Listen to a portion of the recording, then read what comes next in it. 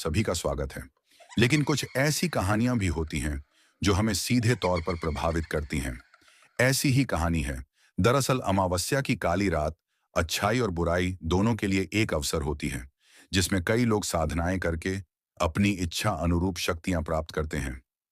ऐसे ही एक भयानक अमावस्या की रात एक औरत घने जंगल के बीच घोर साधना में लगी हुई थी। जंगल के चारों तरफ भेड़ियों के चिल्लाने की आवाज आ रही थी, लेकिन बिना किसी से घबराए यह औरत अकेले मंत्रों के जाप के साथ आग जलाकर अपनी साधना कर रही थी।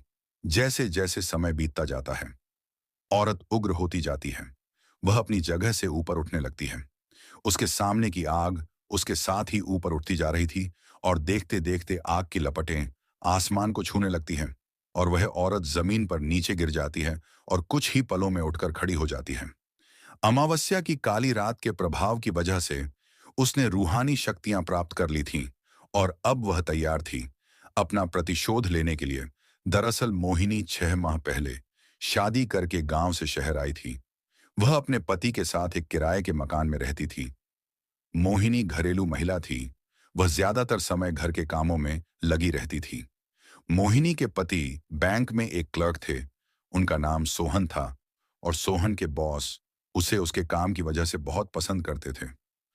सोहन एक अच्छा कर्मचारी था। वह पूरी जिम्मेदारी से अपने साथ साथ अपने सहकर्मियों का भी काम करवा दिया करता था। उसका स्वभाव बहुत ही संकोची था, इसलिए वह किसी को भी मना करने में हिचकता था। एक दिन उसके बॉस उसे अपने चेंबर में बुलाते हैं और कहते हैं कि तुम्हारी नई नई शादी हुई है और तुम कहीं बाहर नहीं गए हो। जाओ अपने परिवार के साथ थोड़ा समय बिताओ।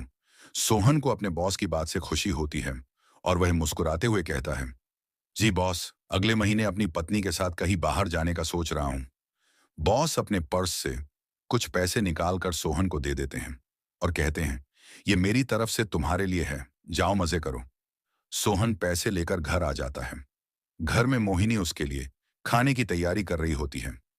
सोहन मोहिनी को बताता है कि बॉस ने बाहर घूमने की इजाजत दे दी है, हम अगले हफ्ते ही चलते हैं। दोनों बाहर जाने के लिए काफी उत्साहित होते हैं। सोहन के मोबाइल में अचानक बॉस का फोन आता है और वह कहते हैं, मैंने तुम्हारे घूमने के लिए एक कार बुक की है जो तुम्हें अच्छे से सारी जगह घुमाएगी। सोहन अपने बॉस को धन्यवाद देता है और कहता है, बॉस आप क्यों परेशान हो रहे हैं, हम खुद ट्रेन से चले जाते हैं। लेकिन बॉस की जिद करने पर सोहन उनका ऑफर मान लेता है।